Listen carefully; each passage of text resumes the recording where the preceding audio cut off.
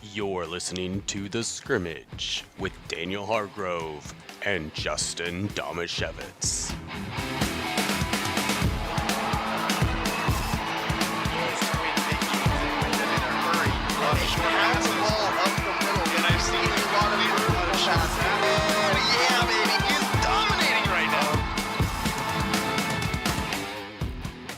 Welcome. Thanks for joining us, listening, watching, whatever you're doing. I always feel bad when Daniel's not here and I start the show because I don't make some kind of like a weird noise. And I do this thing where I psych myself up for it. Like I get all the way through the music and I'm like, I'm going to do it. I'm just going to make whatever noise pops into my head, no matter how crazy it is and how weird it is. I always say that I'm going to do it and then it just never comes out. And it comes out as welcome or hello or some other lame thing like that. So I apologize if you're watching and you were waiting for like some kind of a bloop or a whoop or a meow or something like that and you didn't get it from me. I apologize. But I am here. Justin Domashevitz. Our trusty producer Andrew Gross is here with us as well. Daniel Hargrove, a little under the weather this week, but he is producing the show from afar. He helped us get a lot of our content ready for this episode, so he is still a part of this, just not on the mic today. I got a lot of fun things to talk about. We're going to do a good local sports roundup. I'm very excited for our Athlete of the Week segment this week. We're going to talk about some NFL playoff stuff. Maybe a little Brady, who, by the way, right now live is getting his butt totally kicked by the Rams. I mean, I guess it could turn around. There's still 7 minutes left in the third quarter, but it is 26-3 Rams right now. And Odell Beckham Jr. looking like he's probably just out there trying to make Browns fans feel bad. We have a very tiny little bit of NBA today in the 2-minute drill, but it's going to be a very football and local sports heavy show with a great mailbag at the end. But first, let's get it going with the 2-minute drill. Let's go, huddle up! Gotta hurry. Hey, 2-minute situation, 44 seconds, hand the ball to ref. Gonna do it right. 3-jet Buckeye, don't worry. The 2-minute drill starts now. Tampa Bay Buccaneers head coach Bruce Arians was fined $50,000 by the NFL for striking a player on the helmet during a wild card win over the Philadelphia Eagles. Arians defended himself by saying he was trying to prevent Andrew Adams from committing a penalty. Andrew, did Arians go too far? Good answer. I was not particularly. I didn't think it was particularly egregious. I didn't think it was like on the level of like what Jimmy Lake did, where he was like got up in a guy's face. It looked to me like Arians was trying to get Adams' attention and was doing it in a violent, authoritarian, like, hey, pay attention to me, don't look over there, because he kind of like jumped through a guy's shoulder to like bop him on the side of the noggin. I'm not offended that he got fined. That's fine with me. That it wasn't a great look, but I wasn't offended by it. I thought it was like, whatever, he was just getting his attention. And I did think it was kind of dumb because he was like, well, he was trying to keep him from doing something stupid. And I was like, well, you kind of did something stupid too. Justin, the Los Angeles Lakers have a .5 record, a 500 record, entering Sunday's matchup with the Miami Heat. Many people have been blaming, Russell Westbrook or Frank Vogel for the team's struggles. Justin, who should shoulder the majority of the blame? I think the front office probably should, because ultimately here, I mean, Frank Vogel did help you win a championship with the original iteration of this Lakers team with LeBron. The Russell Westbrook thing, like, yeah, he's been bad, but you knew who he was when you brought him in. His shooting percentages, his turnover rate, they're right on par with what he's done average for his career. So you can't act like you expected to bring Russell Westbrook in and he was going to suddenly become this super efficient player who was going to save the day. No, he is who you thought he was. So don't let him try to let you off the hook. Did I get it? Did I get it right?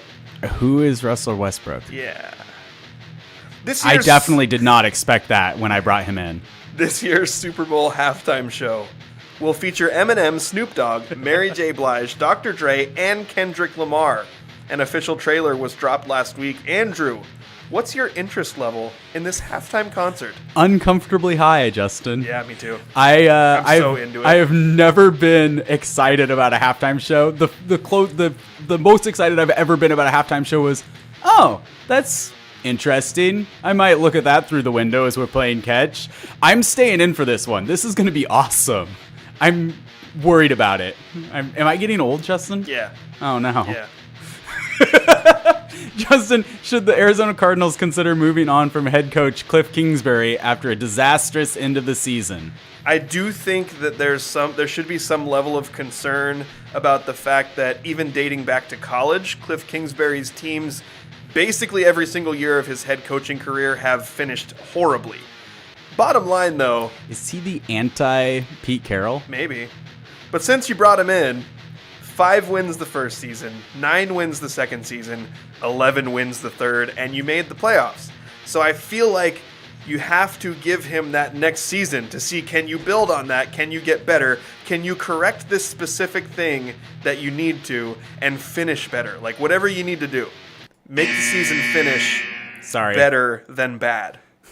Sorry, I thought you were done. I left a really weird pause in there. You kept going. And then I kept going. Where's Daniel? I mean, I'm honestly, a train wreck this would here. No, it's not you. It's not you. It's just there's a dynamic. Yeah, we just don't have the chemistry. There's a dynamic involved in just the three of us. I'm not very good at finishing your sandwiches. Yes. Yeah. I think this Super Bowl halftime show is going to be so amazing. But here's what I thought. And I might have even texted this to the group. When I watched that trailer, like, it's hard not to get excited when you watch it. They play an Eminem song and then they show him in this little scene. And then he's like Doctor. Is it Doctor Strange? Yeah, that like does he's in that. a Like lab he's and like the numbers floating. Dueling. Eminem is dueling. Exactly. Marshall Mathers. Right. So I mean, I think it's fun, and I thought the trailer was really cool. But did you notice? Right at the very end, after they do all of the intros and they're all together, they played a Tupac song. So does that mean Tupac is going to make a surprise appearance from beyond the grave in this year's Super Bowl halftime show? I've seen enough speculation about it that I would say that it is expected at this point. Okay. Like it will be a disappointment to a lot of people if Tupac does not make a hologram entrance. Hologram. Yeah. I was thinking actual physical, because here's the thing. Like, we know that he's not dead. Yeah. So people of our age, no. Yeah. I don't know if younger people, I'm not very in tune with young adults right now. I don't know if younger people know that it's strongly believed that Tupac is still out there alive somewhere. Well, he lives with Elvis. But if he was going to make a reemergence, this would be the time to do it. That'd be Now, perfect. I'm not talking about a hologram. I want actual live Tupac. So in that show, 30 Rock, I think you told me that you might have seen little bits of it here and there. I've seen a lot of little bits of it. There's a character that LL Cool J plays, and he's a rapper, and his name's Ridiculous. And something that happens in No, the you can show, tell us what his name is. No, it's Ridiculous. No, but you could tell us. Yeah, that's what it is. Oh, it's okay. Ridiculous. I see. His name is Ridiculous. Oh, okay. Yeah. So you're just not going to tell me? No, that's fine. Okay. But there's a thing that happens in the show where somebody does something to make him mad, and he said, "Wait till Tupac hears about this." And then they all look at each other, and then the Jack Donaghy, the Alec Baldwin character is like, "I didn't hear anything," and then they all just move on. So secretly, somewhere, there's a demographic of people that know where Tupac is and communicate with him. That's right. I also think this Bruce Arians thing is interesting. I liked your answer. I think I'm with you. I'm kind of on the fence with it. Like, he shouldn't have done that, and what was he thinking? But I'm also not... I've talked a lot about pearl clutching lately. I'm not clutching my pearls over this. Like, no. Oh my goodness, how could that bad man have done that? Like, well, I guess the easy, because we're in the Northwest and we just saw Jimmy Lake exit the Huskies. I was not deeply. I thought that what Jimmy Lake did, that to me was concerning, because I'm like, you can't have a coach losing his cool like that. Like, to me, if a coach is losing his cool like that, that tells me that he's not in control of the program. He's like, like it just, I thought that was concerning to, as I'm not a Husky fan at all, so I was just kind of like, sweet. But if I were a fan of that team or just as an onlooker, I'm going, yeah, that coach should never be acting like that. Yeah. With Arians, first of all, you're already in a different situation where it's adults and adults. Like, it's employee-employer, but they are both adults. So on the one hand, you shouldn't even, like, the thing with Urban Meyer kicking the kicker. Yeah. So far over the line. So far. Like, just not even within sight of the line. And this I felt was because it and I only watched it like twice, just randomly, so I could be misinterpreting, but it didn't look to me like Arians was super upset and angry. It honestly looked like to me like he was just like, hey you, which is like, he's kind of a jackass in the way he communicates with everybody anyway. Yeah. Like Mr. Excuse Maker. Wasn't that interesting? Gruff, like, rah, rah, rah. And like, I'll go back to this in a second because I do have another thought on it. But wasn't it interesting with the Antonio Brown, Bruce Arians thing, how as soon as it was one against the other, everyone was like, well, if you're going to trust one of them, you trust Bruce Arians. And I'm like, okay, now I agree in this context that on a scale of 1 to 10, the crazy level, AB is at a 10, but Bruce Arians is at like a 7. Like, this guy's been crazy for years. So let's not act like he's a 1. Yeah. Am I right? Yes, and people seem to just forget that. That was where I really appreciated Salk's take, was like, Antonio Brown was clearly way out of line, but I'm also not going to believe anything that Arians says. Exactly. Yeah, but going back just briefly to the whole Arians smacking the helmet thing, I think the reason why people were so offended by it is because there are legitimate power dynamic issues in the NFL, and people were tending to compare it to just a normal workplace. Like, hey, a boss should never put their hands on an employee. But people are completely missing often the fact that an NFL team is not anything close to a normal job. Like, how could you say that when there might be times where, you know, quote unquote, putting your hands on someone is just grabbing them and putting them in the right position for a play. Yeah. Like, you might grab somebody's shoulder pad or, like, you know, say, no, stand here, and just like move them without any kind of. Now, I acknowledge this is different. This is not that. But there's so much, well, you should never put your hands on an employee. There's so much stuff like that. And in an office context, I could see why people might say that. But this is not that. This is a competitive environment. It's a locker room environment full of highly competitive people. In that situation, it's kind of the middle of an almost brawl. Yeah. Like, it wasn't, I don't think it was a brawl. There wasn't actual fighting going on, was there? I don't think so. But it was, like, people were getting face to face and getting bowed up, and like, so there's already this huge amount of, that's my impression was that he thought that Adams was going after somebody and was trying to distract him. Yeah. In which case, honestly, a knock to the helmet is probably a pretty good way to get somebody who's really steamed up to be like, oh, it's Coach. Yeah. Well, I would love to hear a contradictory opinion if people have it. Feel free to tweet at me, Justin Dama. Feel free to tweet at Andrew Grossrugger, or tweet at the show at the Scrimmage, and let us know what you think. We'd love to hear from you. So I think that probably wraps up the stuff from the 2-minute drill, Andrew, unless you have an opinion on the Los Angeles Lakers and Russell Westbrook. I dislike the Lakers on general principle. My impression is that they're like the Yankees of basketball. So I'm in favor of them being bad. Okay. Do you have an opinion on Cliff Kingsbury? I think one more year, and if next year ends disastrously again, where they just totally fall off of a cliff at the end, then almost no matter what, like, they could win 13 games in the regular season, and if they prove that they can't finish the year, then the Cardinals would be within their rights to say bye-bye. I think that in a similar, I actually do think that it's very comparable to, not identical, but it is comparable to my feelings about Pete Carroll, in that I look at Kingsbury and I think he has some pretty huge flaws in his like abilities. But if I were the fans or the ownership, I would be looking to convince him that to bring someone in to help him with those flaws rather than like, I don't think you should fire he's a successful coach. The team is better now than they were when he started.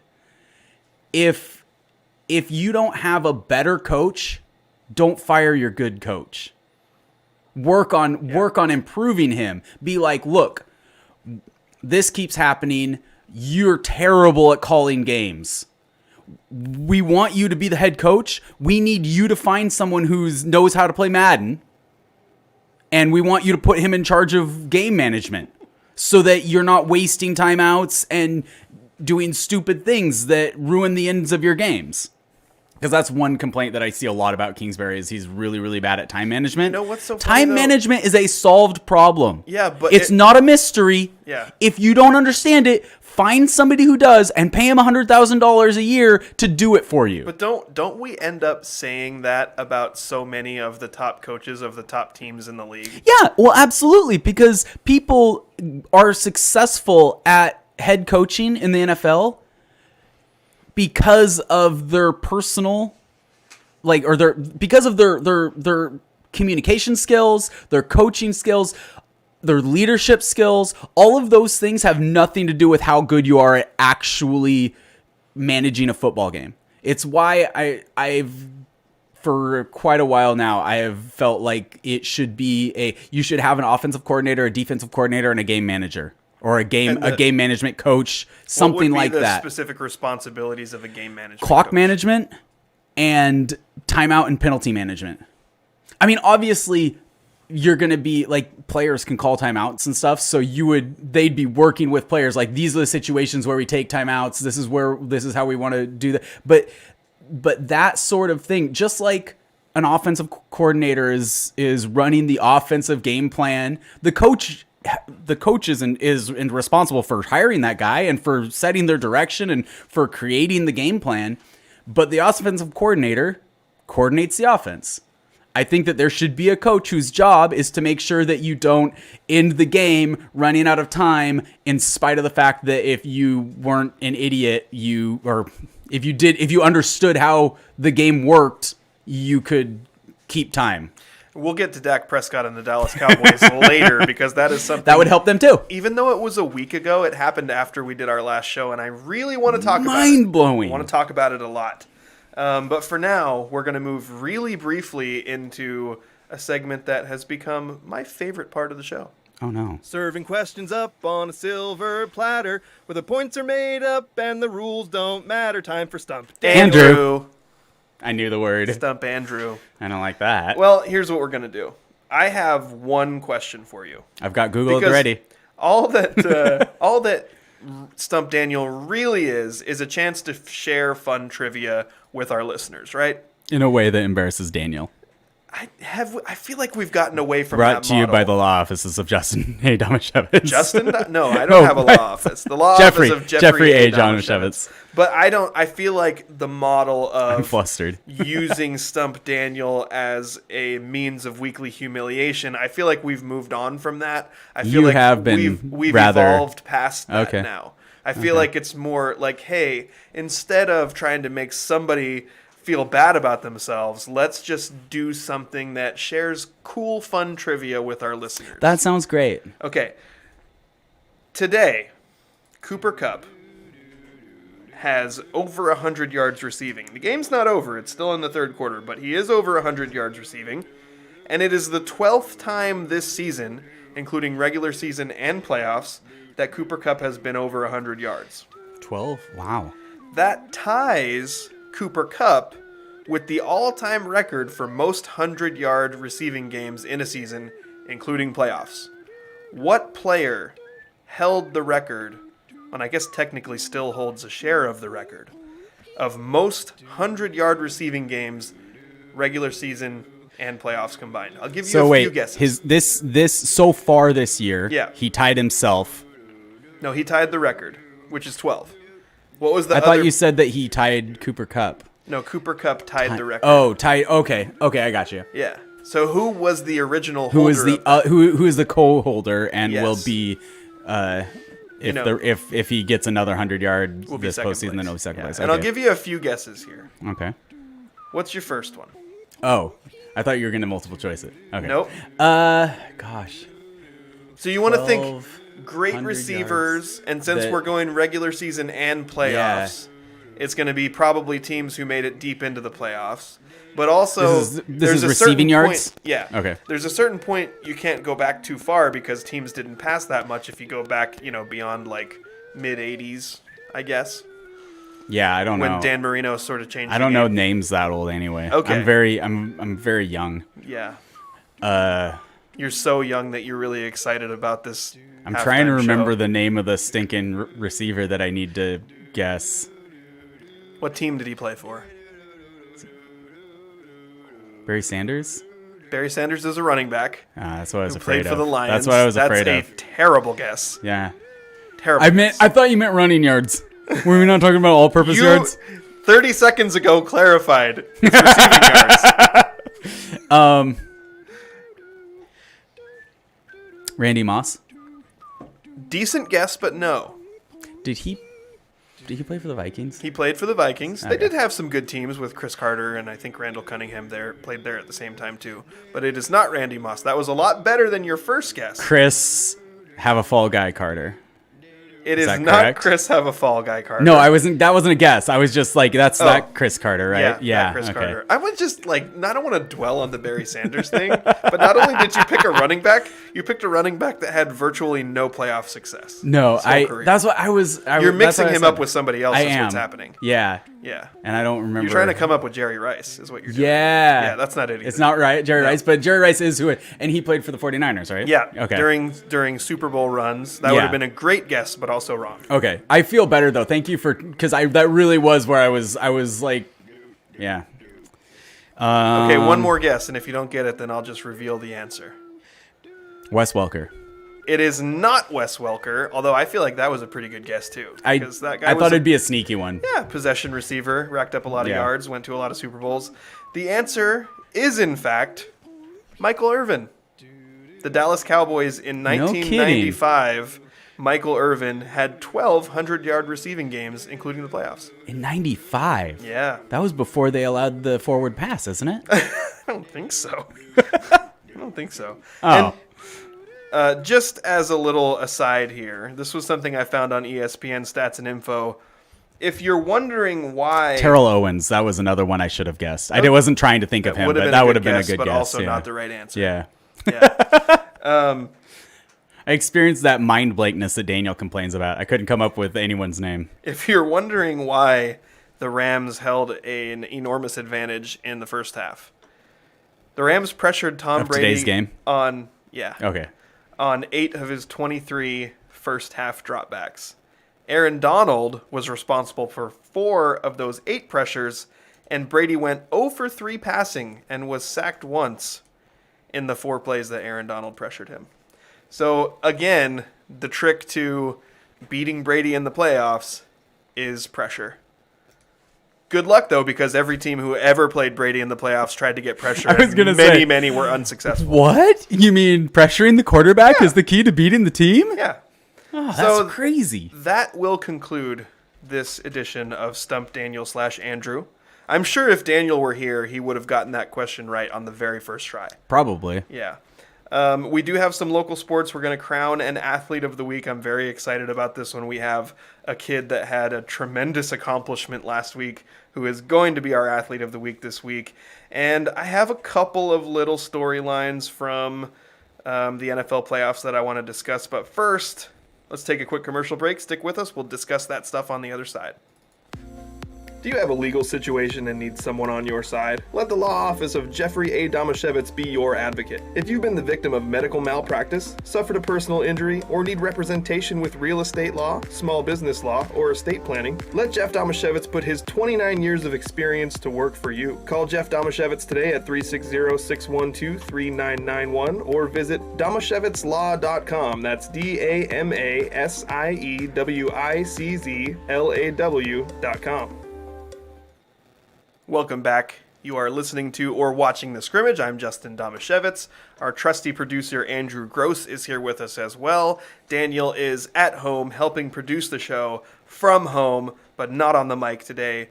Appreciate you listening. We are brought to you by the law office of Jeffrey A. Domashevitz and Ole Penn Real Estate. Speaking of Ole Penn Real Estate, our next segment is actually brought to you by Ole Penn Real Estate. Did I say Ole Penn Real Estate enough times? No, say it a few more times. Ole Penn Real Estate, Ole Penn Real Estate, Ole Penn Real Estate, Ole right. Penn Real Estate. I think that's pretty good.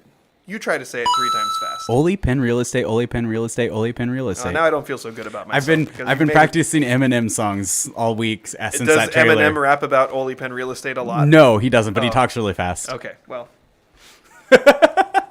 Our Ole Penn Real Estate Athlete of the Week is an athlete who has won this award before. There is another time at the very beginning of this sports season when we almost gave him the award, but someone snatched it away from him. But if you look at what Tre Seydel of Raymond boys basketball did this week, there's no way to not give it to him. In 3 games, Tre scored 108 points. Across 3 games. Across 3 Okay, games. just yeah, making not certain. in each game. That would be a little nuts. Actually, this is pretty That's nuts. crazy. All on his own. On Tuesday, in a game against Ilwaco, Tre scored 37. On Thursday, in a game against Chief Leshai, Tre scored 32. And on Saturday, in a game against Acosta, Tre scored 39. So his average over those 3 games in the week was 36 points per game. That's a lot of points. That's bonkers. And he is averaging 28.5 points per game on the season. We're in the home stretch. There's only a few games left before districts. I mean, this kid is... Wow. The season that he has put together. What's the Raymond boys scoring record? I don't know, but I would be very curious to find out. I wonder if losing some games due to a combination of COVID and fewer games and weather issues. I don't know if they lost games that weren't rescheduled. That's right. It was flooded for You're a while. When I wasn't it? say lost games, I'm not saying they lost the game. Yeah, I'm yeah. saying there are games that they may have not been able to play Yeah. because of either COVID or weather, and I'd be curious to see if that affected this. But this amount of points is insane. That's crazy. And I have teased this. I mean, I've called Tre for the last several weeks a certified bucket getter. I'm going to go ahead and make it official. I have an official certificate that I will share on social media later today. Tre Seydel is a certified bucket getter. And I got to watch him once earlier this season because he played against Montesano. My son plays for Montesano. First of all, Raymond kicked our butts. Second of all, the kid is not a one-dimensional scorer. To see it. Yeah, I did hate to see it. But at the same time, I was like, oh my gosh, this kid's amazing. Because he's not a one-dimensional scorer. Yeah. He can shoot from the outside. He was getting to the mid-range. He could score on a drive. He's strong. He's got shooting ability. He had distribution ability. The kid, he's a good basketball player. He's a good all-around basketball player. He's had games where he's had a bunch of rebounds, too. I really What year enjoyed... is he? Huh? What year is he? I think he's a senior. I'm 90% sure he's a senior. Tre, Right feel on. free to correct me if I'm wrong. I think he is, though. But anyway, I mean, we're going to get into the local sports roundup, but Tre Seydel, Ole Penn Real Estate Athlete of the Week. Congratulations. Congratulations for being named Ole Penn Real Estate Athlete of the Week. And congratulations on your official certification of being a bucket getter, which I will post later. And you can print it out and share it. Super excited and about if you're planning on playing college ball, you can print that out, send it to the colleges, say, hey, I've got an official certification. I am a bucket getter. I think Justin has a lot of pull at UNC, so. That is not true. I just complained about them on Twitter. Oh, okay. Why did you have to bring that up? This was yesterday was I wasn't trying to be mean. Did they end up losing terrible yesterday? sport. Oh, they got annihilated. I'm sorry. I am truly sorry. I wasn't bringing it up to tease you about them losing. That's feelings. That was just a side benefit. Feelings. Actually, yesterday it was a good thing. My day was kind of rescued from the gutter because I got to go watch my wife perform at Pub Monty. She sings She's been doing it about once a month on Saturday nights at Pub Monty. And for those of you who don't know, and I don't really talk about it a lot, but the Titans are my favorite NFL team. Although we definitely focus 100% more on the Seahawks here, so I don't think it comes up all that often. But watching the Titans lose the way they did yesterday afternoon was very difficult. But my number one sports love is Tar Heels basketball. And Justin bleeds baby blue. it's true. Medically, it's a problem. Yeah. But when I get cut, it comes His out. blood is not good at And carrying oxygen. Oozes. It's thick. It's weird. I might be You a should drink zombie. water. Water? Why would I drink water when White Claw exists? Anyway, after the Titans game was over, I should have felt okay, well, at least I have a Tar Heels basketball game. But if you've ever watched a Tar Heels basketball game with me, it's not an enjoyable experience. I don't sit there and enjoy watching Tar Heels basketball games. I agonize over it. And if they're up by 15 points, all I have is anxiety that they're going to blow the lead. Yeah. So Sounds terrible. even knowing that I had something to look forward to, I was like, okay, the Titans lost. And all I could think about was, if the Tar Heels lose, I got to go to this thing later, and there's going to be all these people there. My parents are going to be there. I'm going to be grumpy. I'm going to be terrible You're gonna have to company. pretend to be nice. I know. And I was like, there's no way that I'm going to be a pleasant person. But you know what? Shout out to my wife, Angel. Because when I got there and when she started singing, I was like, all of those negative sports feelings went away, and I'm so gosh darn proud of her. Good. And all that she's accomplished. And let's She is shout out. awesome. We spend a lot of time, it's true. We spend a lot of time talking about youth sports, high school sports, and one of my favorite things to discuss is how these kids, they put in the work. It's not a season's worth of work. It's usually work for a decade. When you watch seniors walk off the court or the field for the last time, it's heartbreaking, not because that season's over. It's because they just spent more than 10 years probably pouring everything they had into this sport that they love, and now all of a sudden it's over. I also love to celebrate accomplishment. When guys like Adam Bighill from Montesano move on and become future CFL Hall of Famers and, play in the NFL for the Saints. Watching guys like Lane Bruner get full ride baseball scholarships to Washington State. There's all these stories we love to talk about guys who went on to the next level. But just so parents can feel that we're inclusive here. There are other hobbies and extracurriculars that kids can be involved in. And my wife, Angel, is a testament to what it's like when you take the type of work that someone puts into sports and translate it to something else. Mm-hmm. Because she's always been a talented singer. I mean, we met when we were 15 and she was a talented singer then. And she had great mentorship through high school. But when high school was over and that program ended, she didn't just decide, okay, this is as good as I'm ever going to be. She worked her butt off. She took voice lessons. She did a bunch of research and taught herself a lot of things and just developed her craft over the course of the last 20 years. Oh gosh, I don't want to do this thing where I make us seem old. She's my age, okay? But I just want to encourage people that just like people can work hard at sports and you can see the fruits of that, if you want to know what it looks like if somebody who has some talent puts everything they have into something and tries to achieve something great and become excellent at it, come watch my wife sing sometime, because she is freaking incredible. And she totally turned my day around, and I went from having a horrible day and being in an awful mood to all of a sudden everything was great and I was okay. So that's a derail. Well, congratulations, Angel. Yeah.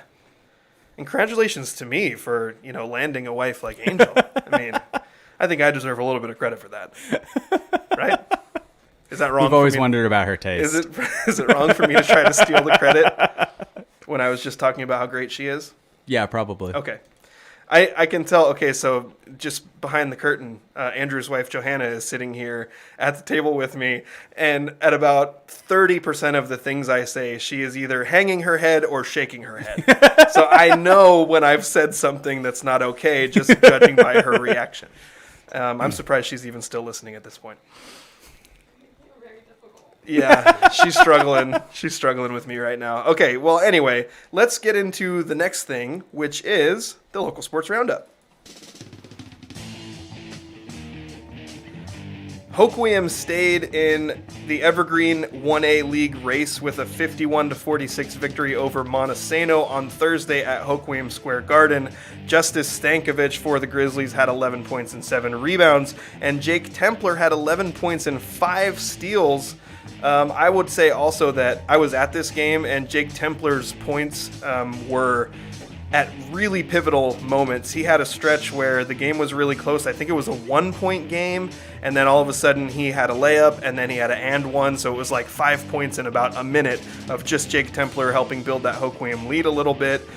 Michael Lorton, Watkins, and Templer combined for 10 steals in the contest. Tice Peterson led all scorers in the game with 17 points, and Caden Lovell for the Bulldogs scored in double figures as well with 10.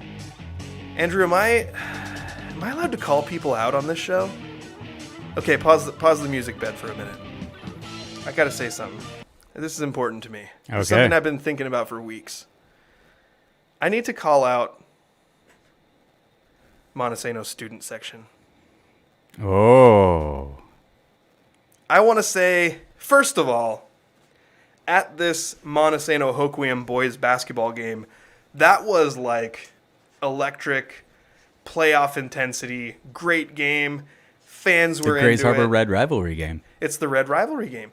And both student sections were robust. Like, Hoquiam had a really good turnout and really great participation. Montesano, even as the road team, had a really good student section, and it was really cool. So when I call out the Montesano student section, I want to say, first of all, I appreciate the fact that they show up, they cheer, they are loud. They need to step up their game a little bit. Andrew, you've been to high school basketball games. I have. If Daniel were here, I know he would be 100% on my side. If somebody from the opposing team shoots an air ball, you don't let them stop hearing about it the next time. Every time they touch the ball for the next 5 minutes. Yeah, there's that's gotta be accurate. An air ball. It's got to happen. Yeah, right? absolutely. How about this? One thing I haven't heard all season from Montesano's student section. You can't do that. You can't. I mean, come on, guys. Like, I love the fact that you're there and you're cheering and you're loud. You got to get some coordination. Monty fans have always been known as classy. So. Well, sure, yeah, okay. There was one game at home in Beau Griffith Memorial Gymnasium when the opposing team had coordinated chants about the Bulldogs, and the Bulldogs did not have coordinated chants about the other team. That is bad. Somebody needs to get to organizing. Montesano student section. Okay, and now for football, this is a totally different story because Soren Cobb, shout out Soren Cobb, 6'7" sophomore, but he plays on the basketball team. So during football season, Soren was down there with a megaphone at the bottom of the student section, pumping people up, leading stuff. You guys, Montesano student section, you need a Soren Cobb, okay? You need someone to step up and lead these chants, okay? Somebody commits a foul, I want to hear, you can't do that, and it's got to be from a bunch of people. Anybody shoots an air ball, I'm telling you. Air ball. It's not only got to be the air ball chant when they do it, but then for the next 2 minutes of game time, every time they touch the ball, you need to have an air ball chant. So I'm calling out the Montesano student section. You guys, appreciate the intensity, appreciate you showing up. You need to be better. Okay, Organize. Let's go back into the local sports roundup. North Beach defeated Ocasta 55-44 on Thursday, snapping a 6-game losing streak. North Beach was led by senior center Trayvon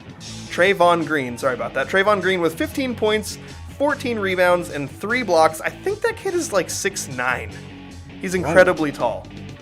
Elma made clutch plays late to beat Northwest Christian on Saturday in Elma, 45-41. The Eagles trailed the Wolverines by 3 late in the game when Elma senior Logan Witt scored a 3-point play to tie the game with just over a minute remaining. led Elma with 16 points, and Traden Carter added 11. And senior Jared Bailey added 8 points and a team-high 11 rebounds. South Bend scored 63 points compared to Mary M. Knight's 51. Mary M. Knight, Andrew's new school district. Right? Are you going to school there now? Yeah. I was just going to say go, but I don't know what they're... Go Are they loggers? Knights. What? Owls? Go Mary M. Owls. Knight Owls. I'm a lifetime Owls fan. How dare you question my fanhood? What's a better school mascot, owls or seagulls? Owls.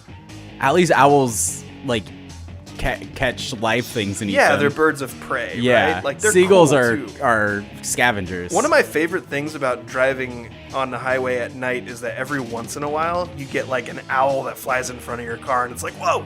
Yeah. Feels like a cool moment. Like swoops.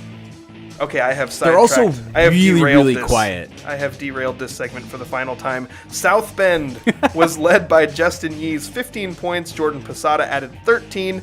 Jacob Carlson added 13. And Ryan Kerpies added 11. In girls basketball, Raymond kept its perfect league record intact with a 57-40 win over Chief Leshai on Friday in Raymond. A bunch of points for Raymond came from two players. Kira Gardner and Carson Freeman combined to go 17 for 34 from the field and score a total of 52 points. Gardner had 30 of those to go along with 10 rebounds, 4 assists, 4 steals, and 3 blocks. Kira Gardner, by the way, would have had a decent shot at Athlete of the Week if she hadn't been thwarted by her male counterpart on the Raymond boys side, Tre Seydel stealing it away from her. Freeman scored 22 points to go along with 4 rebounds, 3 assists, and 2 steals. Moving on to boys swimming, Aberdeen competed against Mark Morris. They did take the L 82-70. The visiting Monarchs used their first place punch to grab 8 event wins and hold off the Bobcats. Senior Colton Burns and junior Zach Parker won the 100 freestyle and the 100 butterfly respectively for Aberdeen. In high school bowling, Aberdeen took out Shelton 14-48 to 13-36. The Bobcats were led by Aaliyah Burkett, who scored a new personal best, 162. This is girls bowling, by the way. 162 in game 1. That included a turkey, which, for those of you who don't know, is 3 straight strikes. So a hat trick of strikes? Yeah. Not quite a schmat trick, but a hat trick. And that'll do it. Oh, now I know what is that it from That'll do it for the local sports roundup. Now I understand the turkey animation thing at the bowling alley. I never understood that was a turkey thing, like it was a specific thing. Really? Yeah. I never don't heard know of a much turkey? about bowling. Oh, interesting. I thought everyone knew that. I thought there was more. Did some stuff get deleted off of here? I think there was more. I thought there was something about a virtual bowling I tournament. didn't delete anything. Maybe our other producer, Daniel, did it. Or maybe I did it on accident. Anyway, that's it for the local sports roundup. Before we get into another commercial break and mailbag, I have just a couple of things that I thought were interesting from the NFL playoffs. First off, I'm going to lead with this because it's the oldest news. The Cowboys Yes. and Dak Prescott. First of all, let's start with the funny. With the Bengals beating the Titans yesterday, the Bengals now have the same amount of playoff wins in the last 2 weeks as the Cowboys have in the last decade. You know, the Bengals also have the same amount of playoff wins in like the last 37 years as the Cowboys do. Really? Yeah.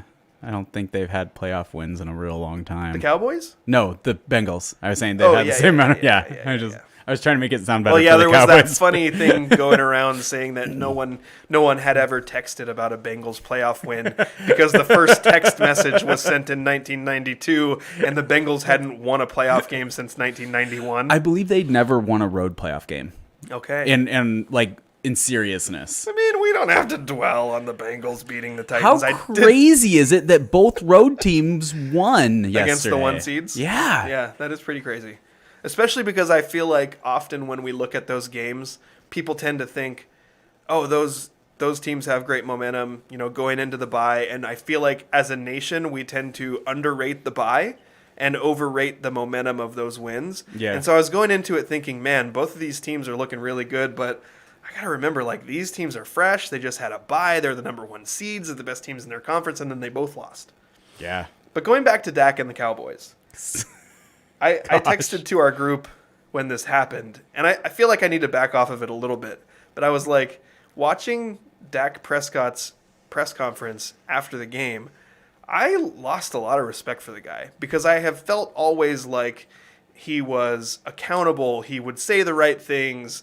He would act the right way and do what he was supposed to. And then all of a sudden he was not only not taking any accountability for his part in the way that game ended, and just in case you were living under a rock and you missed it, the Cowboys had 14 seconds left. They were about 40, 45 yards away, something like that. No timeouts. No timeouts. They decided to run a quarterback draw. It ran about 15 yards, tried to get up, spiked the ball. The ball didn't get placed as quickly as they wanted it to. Well, they got up, and Dak handed the ball to the center, who spotted the ball himself, and they all lined up like they were going to snap it before the ref got there, and the ref had to bust through the linemen to get to the ball to spot the ball. Right. So instead of taking any responsibility for the way that went, and Mike McCarthy's guilty of this too, the Cowboys coach, he did the same thing. They blamed the officials. Yeah. To me, the fact that they said afterwards that that's the way they practice the play. Both of them said that, yeah. To me, that takes... I feel like Dak is far less responsible there. He probably should have known better, but if all of your coach... Like, you do what your coaches tell you. Yeah. How did they practice? That's for those who don't know the rules. That's never in football an acceptable way to practice that. Well, it's not the best way. It's not an acceptable way. You can't hand the ball to the center and expect to snap it. So ever. I've listened to a lot of different sources on this because everything that we've seen over the last several years when we watch teams go into the 2-minute drill is hand the ball to the ref, hand the ball to the ref, hand the ball to the ref. I've heard several actual NFL people, like players, former players, say, no, we've done this before. You can spot the ball, and if you spot it correctly, all the ref has to do is touch it, and you move on. But nobody does that because it's the worst way to do it. Because it's slower. It's slower, exactly. So it's not like a rules violation that they did. But the point is that he would still... No, but here's the thing. Yeah. You still would have to... Like, you would know if you were coaching that, you would know the most important thing is we get everything ready, and then we make sure the ref comes touch the ball. Yeah. Because the ref still has to touch the ball, and he had to like lower his shoulder and bust through the linemen's butts to even get to the ball. And he was booking. He was moving. And then the other thing is, if you want to do that strategy, which is the worst strategy, which is spot the ball yourself, they gave themselves like an extra 3 yards because it should have been down where Dak started the slide. Yeah. But where the center spotted it was where he ended the slide. So the referee was actually kind to them by only moving it back. Yeah, he lunged back a yard and was like, okay, here. But that was about 2 more yards than they should have gotten. The whole thing is just a mess. And like you said, it's McCarthy's fault. Because if your plan was, we're going to practice this and Dak is just doing what his coach says, then that's fine. But don't come out in the post-game press conference and then say, well, it's the referee's fault. Yeah. And I agree with you 100%. We should have been quicker. In hindsight, a different strategy would have been better. Like all the things that are true. That's not even like you fudging it instead of saying, well, it's that referee's fault. Yeah. And then what's more, Dak went further and I thought it was actually really funny the way this whole thing developed because they asked him a question about fans throwing stuff on the field. And he went into this long monologue about how players should be respected and fans shouldn't. You got to remember that players are people and fans shouldn't be throwing things on the field at players. And then the reporter was like, well, no, actually, Dak, they were throwing stuff at the referees. And he was like, oh, well, credit to them. Like, what the heck is that about? Like, encouraging or condoning fans to throw things at referees. And I wasn't like offended by it, but I was kind of like, oh, come on, man. Yeah. And then as I thought about this, I was like, okay, I'm not going to necessarily have the same opinion about something someone says immediately following a horrible loss. Yeah. And I'm like, I'm going to give your coach, especially because I look at that and I go, if they were really practicing that, he probably thought the ref did. Like in that moment, he was probably really upset because he really thought the ref did screw them over. I mean, he has a brain, so he should know, oh crap, this wasn't the right way to do it. you would think. Yeah. Sometimes players are kind of out of touch with game rules, though. And which is actually kind of understandable if you think about the fact that they've spent their entire life playing instead of watching. Yeah, Donovan McNabb famously didn't even know that there could be a tie. Yeah. And then the Eagles tied in a game, and he was like, well, I didn't even know that was the thing. Yeah, and it is really funny, but it is also somewhat understandable when you think about the fact that they've spent every Saturday of their life playing football in college and then preparing for football on Sunday. Like, the average NFL fan has watched many times more actual games than, not as much film maybe, but when you're watching film, you're just watching cut up, formation play. I've just thought that, even as the days have gone on, and I'm actually kind of glad we didn't talk about this immediately, because hearing McCarthy's repeated responses of doubling down on, no, we did this the right way, because they had 14 seconds, and he said, well, we practiced this over and over again, and we know that our threshold, if the referee does his job right, our threshold is 13 seconds. So first of all, you're doing this in a way that you're allowing yourself 1 second of leeway. Yeah. And then in addition to that, they had, Chris Sims, Carson Palmer, Dan Orlovsky, like all these guys who are former quarterbacks, and then guys who are former coaches saying, well, conventional wisdom in that scenario is you can't do a quarterback draw unless you have X amount of seconds. And the lowest I heard was 15. Most of the guys were saying 17. And honestly, McCarthy is saying, no, we can do it in 13. With how fast the ref booked down there, if they would have been standing there, like, we're ready, here's the ball, or if they would have had it spotted and been like, come spot the ball for us, then they had time. Right. But they didn't have time to block his path. Players know at this point, players who have been coached properly, Yeah. know at this point, hey, in that scenario, you hand the ball to the ref gingerly. You don't toss it to him because 2 hands. Refs are not pro football players and their hands are cold and all this stuff is Yeah. going on. Like, you hand them the ball gingerly and do it as quickly as you possibly can so that they can spot it. Larry Fitzgerald I feel like I have an image. I've probably seen him 1,000 times sprinting to the ref with the ball, grabbing people and putting them on the line and stuff. Like, Well, I feel like that was something he was exceptionally good at. In our very own 2-minute drill intro, we have Hand the audio ball to of the ref. Russell Wilson saying, 2-minute situation, 2-minute situation, hand the ball to the ref. Yeah. Like, this is what you should be doing. Yeah. And if you weren't doing it, then you're dumb. Yeah. So McCarthy is wrong, and he's continued to say, no, we did it the right way. No, we did it the right way. No, we did it the right way. Like, holy crap, man. It makes you understand a little bit more, I think, about why Aaron Rodgers was like, I can't work with this guy anymore, right? Jeez. Why Aaron Rodgers intentionally threw games towards the end of Mike McCarthy's career and was like just spiking the ball at receivers' feet when they were trying to make the playoffs, and it's because he just couldn't do it with McCarthy anymore and he needed him fired.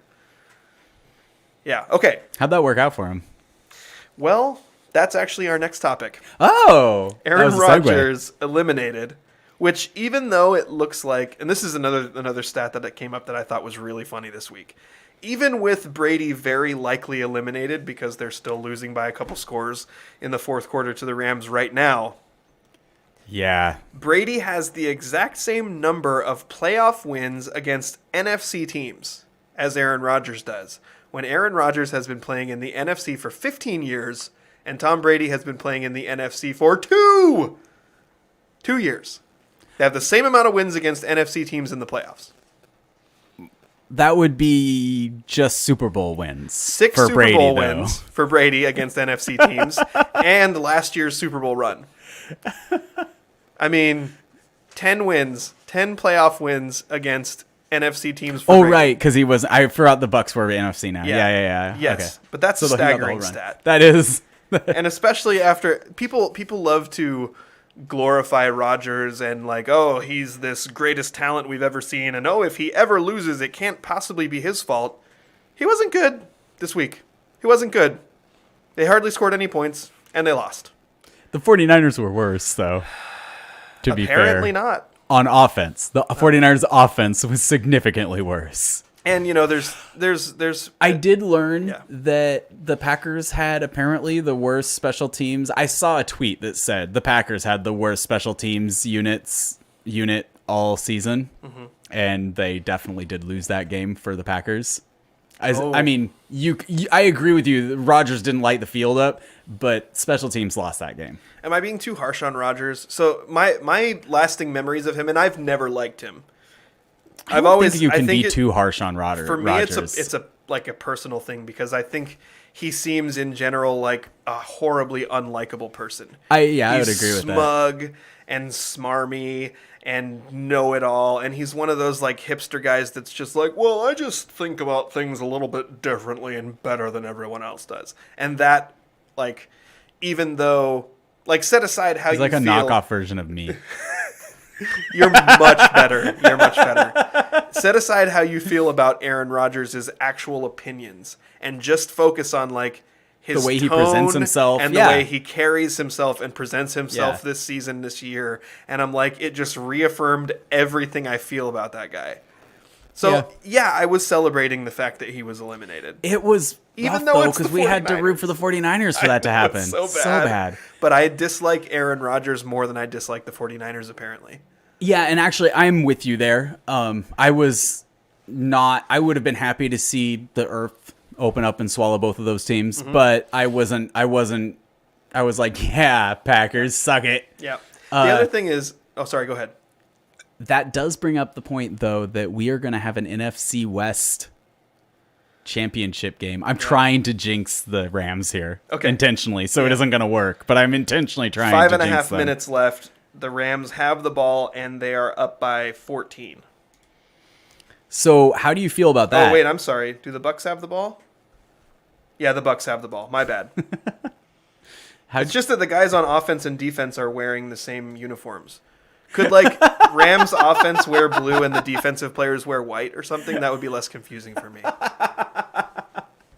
The only last point that I wanted to make about Rodgers in this is, like, there's a lot of people that will be like, well, can't you just set that aside and just appreciate his greatness? And I'm like, I'm fully willing to acknowledge that Aaron Rodgers is an all-time great quarterback. He's great. Yeah.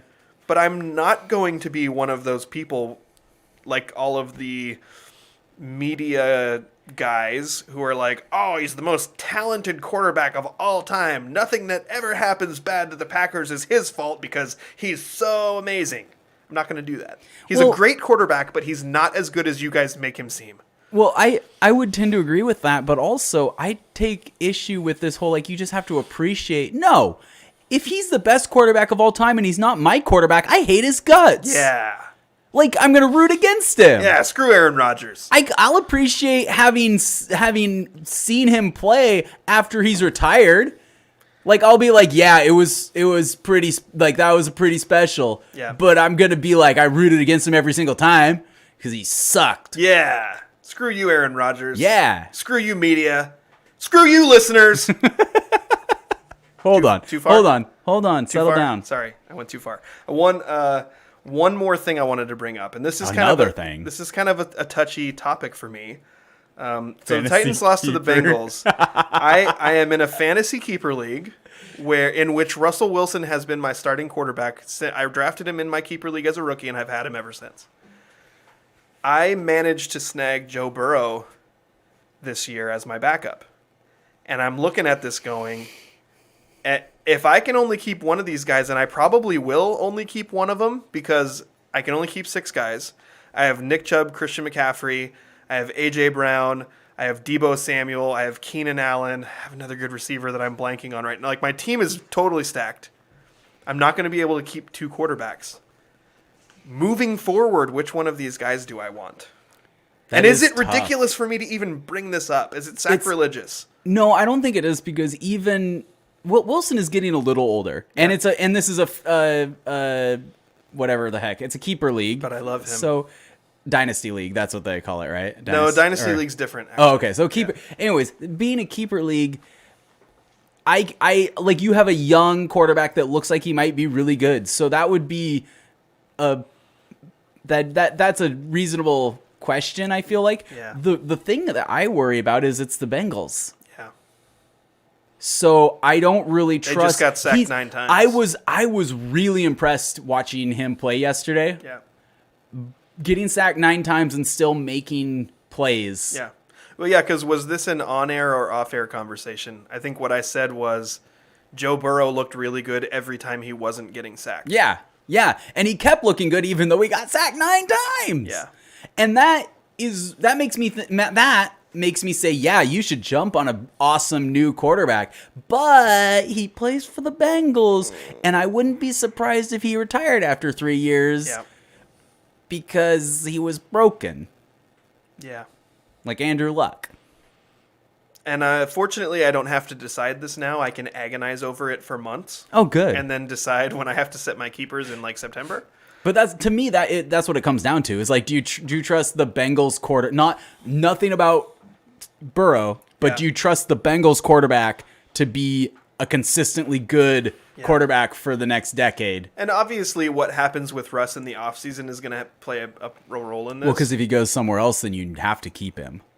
If he goes somewhere else, then it depends on where he lands. Because He's only going to go to some place that he knows he's going to put up numbers, though. he's going to go to some place I'm not joking. He's going to go to some place that he thinks he can put up numbers, and then he may get there and realize, oh, crap, I don't have DK and Lockett here. Like, I mean, and whatever team he goes to is going to have to give up so much to get him that they won't be able to build around him as easily as other teams might be able to. I see your argument. I feel like it's more likely that he will.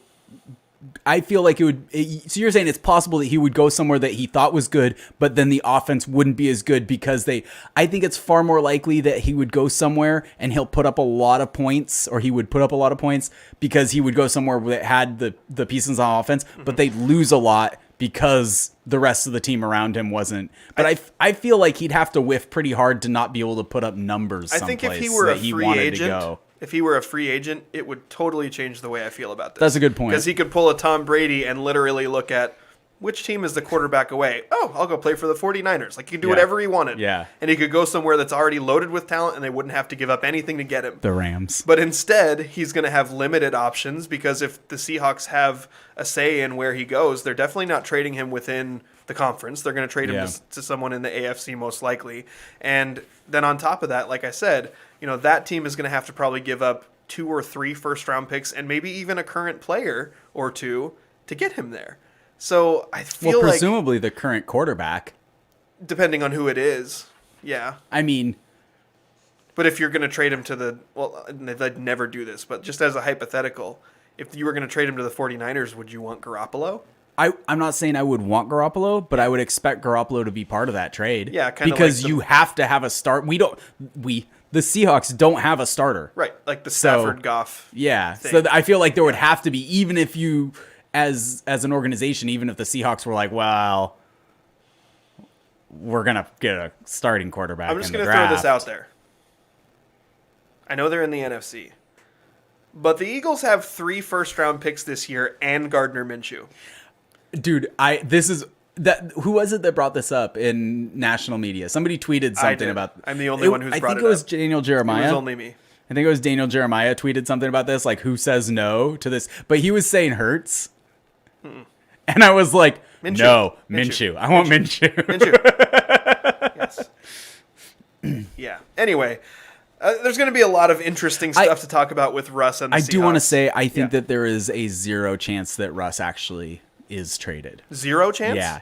I do. The more I've thought about it, the less I think it is even a possibility. Okay. Because for him to get traded, he has to be willing to not play, right? Otherwise, he has no leverage. He's just like, hey, I don't really want to play here.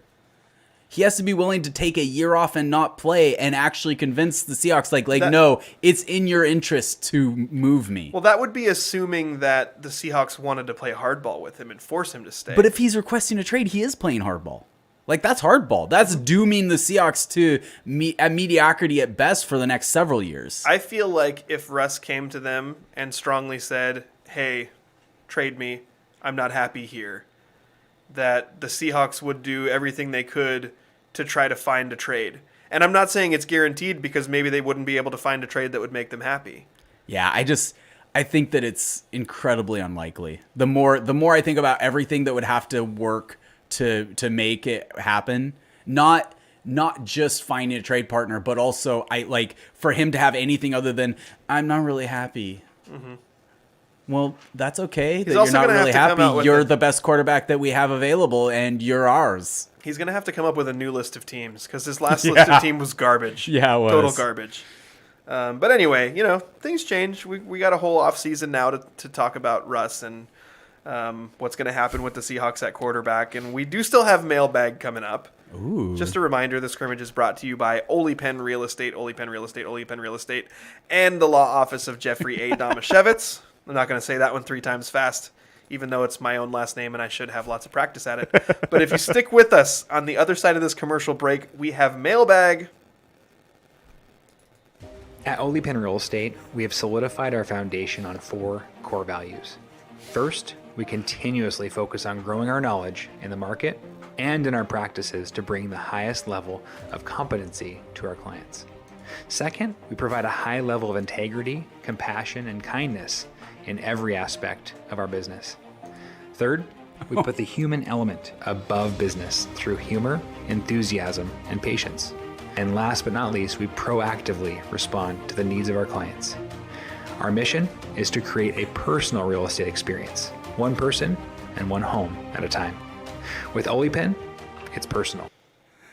Welcome back to the scrimmage. Thanks for watching or listening. I'm Justin Domashevitz. Our trusty producer, Andrew Gross, is here laughing at me right now. Daniel is producing the show from afar, and Johanna is sitting here at the table with me, shaking her head every time I say something stupid. Daniel messaged our group chat and said that he finally woke up and is commenting on the YouTube stream. Okay. And I will read the comments. Okay. Agreed. Yeah, screw you, Aaron. CMC is constantly hurt. Cut him. It's blasphemy against Wilsonism. I just thought of the only scenario that Russell actually leaves. Brady retires Russ to Tampa Bay. Minshew! Ian Cope said Hurts, and I was like, wrong Philly QB, bro. I'll core your values. Johanna is there? Thank you, Daniel, for watching and for participating. I appreciate it. I also appreciate all the work you put into the pre-production of the show today to help us out. All good stuff. And now I'd like to point out that as I was already burying the Tampa Bay Buccaneers, they have scored and made it a 7-point game. They don't have the ball, but I think they just recovered a fumble. Oh, my gosh. The Buccaneers just recovered a fumble. Did I jinx it? Should we talk more about how we feel about an all NFC West NFC Championship game? This is insane. Oh my goodness. Is this Brady magic? What's happening? The Bucs were dead and buried. In case anyone was watching us live, they're now no longer watching us live. They've gone and watched Put the Bucs game on mute, okay, and listen to us, because now that I see what's just happened as Cam Akers, I believe, fumbled as the Rams were literally just trying to run the clock out. They needed like 1 first down for this game to be over. And Cam Akers fumbles the ball, the Buccaneers recover, and Tom Brady will have a chance to drive down with over 2 minutes left and either tie or take the lead. So if he scores with like a minute left, my dad will say he scored too soon. Yeah, that's actually true. Yeah. Yeah. But it's just also something my dad says a lot. But it's also actually true. So anyway, Brady just completed a pass, and I'm not going to do play-by-play on this game. I'm going to get into mailbag. Because I want to say, although I just told the listeners, screw you, like literally 10 minutes ago, I really appreciate all of the participation we got on our mailbag post. I got like 30 questions from mailbag. Yes, the mailbag. Send us your stuff in a mailbag. Ow. First question comes from Daniel. Why are pineapple upside down cakes upside down? Why is it upside down? Francis added, pineapple is only appropriate in smoothies or on ham, not pizza or cakes. So let's address pineapple on ham. Okay, yeah, actually I dig that. Let's address the first portion of this first, which is, Daniel, there is an actual reason why pineapple upside down cakes are upside down. You cook them upside down, and I didn't ask my wife about this, I just knew. You cook them upside down so that the sugars from the pineapple will caramelize on the bottom of the cake, and then after you cook it, you flip it over so that it all runs down the sides of the cake, and you have the nice caramelized top of the pineapple upside down cake. That is why it's upside down. I just knew that. Didn't ask for help. I'd like to address this next thing. Francis says pineapple is only appropriate in smoothies or on ham, not pizza or cakes. I feel like that's a controversial opinion. I'm with him, though. You don't like pineapple on cakes? I've never actually had pineapple upside down cake, but it sounds really sweet and gross. No, I think so we did this before with bananas. When you were like, oh, bananas are really sweet. And I was like, no, bananas aren't sweet. When it turned out you were right. I'm not always a judge. I'm not always the best judge of what's really sweet. But I also don't like things that are excessively sweet. Okay. But I like they pineapple. Go really good on burgers. But pineapple is I also... dig those burgers that you make with pineapple in them. Thank you. Pineapple is also acidic. Yeah, that's so true. I think it helps balance out the sugar I in can the see pineapple that. upside down cake. It's also really sweet. I would definitely try a pineapple upside down cake, but I my gut is I like the not putting it on pizza take. I really don't like hot pineapple. Okay. That's part of on the burger. But it's cooled down by the time it's put on the burger. But it's also so when I do pineapple on burgers, I grill it, and it's sort of like it almost like dries it out. Yeah. And it probably eliminates some of the sweetness of it. But then it's got a little crisp to it.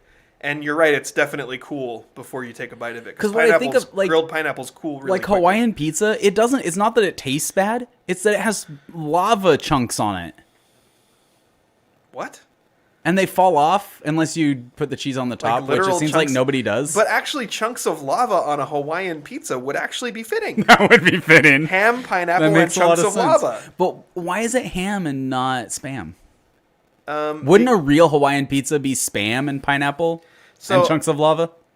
Since I grew up in Honolulu, and for much of my life I've agonized over this. Like, why is ham a Hawaiian thing? It's Canadian bacon too. It is. They call it Canadian bacon, so it's like, why are you putting Canadian bacon on the Hawaiian pizza? Only thing I've ever been able to come up with is that in Hawaii, one of the very few common wild animals that you have to worry about is wild boar. Yeah, that makes sense. There's not a lot of cougars or wolves or bears or any of that stuff there. So when you go camping or hiking, you got to watch out for the wild boar because those things could mess you up. So maybe wild pig was, and pineapples totally makes sense. Maybe wild pig was something that, originally had been eaten a lot in Hawaii, and that is kind of how it happened. I don't know. I love Hawaiian pizza. They have one at Westside. They have one at Westside Pizza called the Big Kahuna. That's double cheese, double pineapple, double Canadian bacon, and it's really good. Nice. If I had to bet, I would bet that the Hawaiian pizza has absolutely nothing to do with Hawaii. And that just somebody in Chicago was like, that's Hawaiian pizza! Is that how people in Chicago sound? Italian people in Chicago. It's a Hawaiian pizza. Yeah, it's an Italian person. Okay. What about pineapple on cake? So you're saying you've never had a pineapple upside down cake, so you're having difficulty. I love pineapple upside down cake. Haven't had it in a while, but I have had it multiple times, and I really enjoy it. I also love the taste of pineapple in general. I like pineapple. I'll take pineapple on anything. I really like raw pineapple, but then it hurts your mouth after you eat half of the pineapple. Yeah. Because of the acid. I'm glad you brought up Spam, though. I love Spam. I will take Spam and literally just take the Spam, put a little bit of seasoning on it, grill it, and just eat it. Do you slice it? Or do you just... Okay. Yeah. Slice it, grill it. What seasoning? You don't want salt because there's already so much sodium in it, but it's cool to have some kind of pepper. Okay. Sometimes I have a mixed spice that has pepper and other stuff in it. But I like that. Okay. I like that. Also, another thing that I love to do, and I did when I was a kid a lot, was I would just take the Spam, slice it up, fry it on a frying pan with Yoshida's teriyaki sauce. Okay. So good. I love Spam. Okay. I want some Spam now. I actually have some at home. Maybe I'll cook it later. Yeah. Let's do one Congratulations. more. Or good. You're welcome. You're welcome for the dinner suggestion. Let's do one more question because I feel like a lot of this stuff, like these are really good questions, but there's a lot that I also want to wait until Daniel's here because I feel like we could have really good discussions with them. Oh, speaking of Daniel, Yeah. since he said Johanna is there, he said, ha ha ha, every comment.